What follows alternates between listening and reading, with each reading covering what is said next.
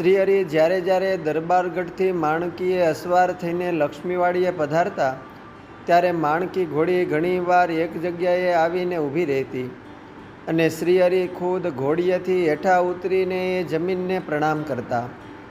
આમ શ્રીહરિને એ જમીનને પ્રણામ કરતા ઘણી વખત નિત્યાનંદ સ્વામીએ જોયેલા. એટલે સંશય થતાં બેઠકે આવીને પ્રણામ કરીને સ્વામીએ પૂછ્યું કે મહારાજ, તમે એ જગ્યાએ ઘોડીએથી ઉતરીને પ્રણામ કેમ કરો છો?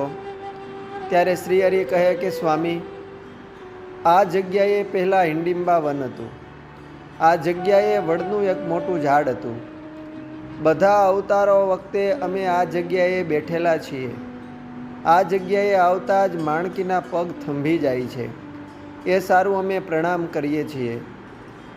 આમ ખુદ શ્રીહરિના મુખેથી એ સ્થાનનો મહિમા સાંભળતા જ નિત્યાનંદ સ્વામીએ કોઈક દિવસે આ મહાપ્રસાદીની જગ્યા આપણને ખાસ ઉપયોગ લેવા થશે એમ વિચારીને શુકમુનિને બોલાવીને એ જગ્યાએ એક ખીલો લાવીને નિશાન સારું ખૂતાડી દીધો અને તુલસીનો ક્યારો લાવીને મૂકી દીધો.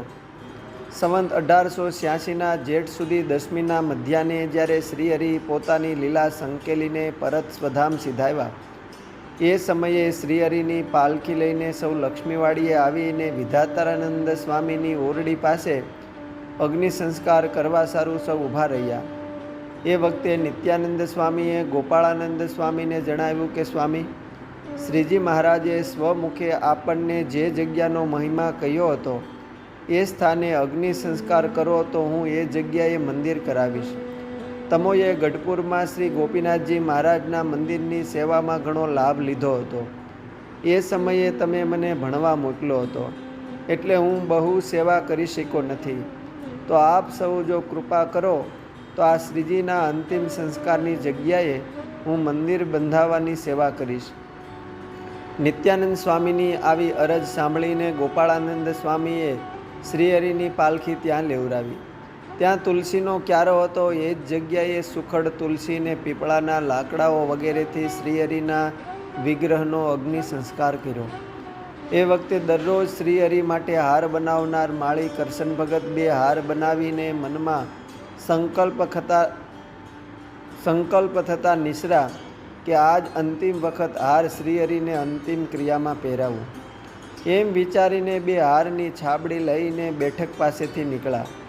ત્યારે શોકાતુર દાદા ખાચરને શ્રીહરિએ બેઠકે દર્શન દીધા. સાંત્વના આપીને કરશન માળીને શ્રીહરિએ પોતે બોલાવીને એમાંનો એક હાર દાદા ખાચરને પહેરાવ્યો ને બીજો એ પ્રસાદીનો હાર શ્રીહરિએ કરશન માળીને દીધો. દાદા ખાચર અને કરશન માળીને બેઉને શ્રીહરિએ એ વખતે કહ્યું કે અમે તો સત્સંગમાં અખંડ નિવાસ કરીને રહ્યા છીએ, માટે શોક કરશો નહીં. જે જગ્યાએ શ્રીહરિનો અંતિમ સંસ્કાર થયો એ જગ્યાએ નિત્યાનંદ સ્વામીએ સંવંત 1893માં મંદિર કરાવીને ચરણારવિંદ પધરાવ્યા. સમય જતાં સ્વામીના અક્ષરધામ ગમન બાદ એ મંદિરમાં સંવંત 1943ના વદી પડવાને દિવસે આચાર્ય શ્રી વિહારીલાલજી મહારાજે એ મંદિરમાં શ્રી સહજાનંદ સ્વામી, શ્રી ઈચ્છારામભાઈ, શ્રી રઘુવીરજી મહારાજ એમ ત્રણેયની મૂર્તિઓ પધરાવી છે. અસ્તુ. જય સ્વામિનારાયણ. શ્રી સહજાનંદ સ્વામી ચરિત્રમાંથી.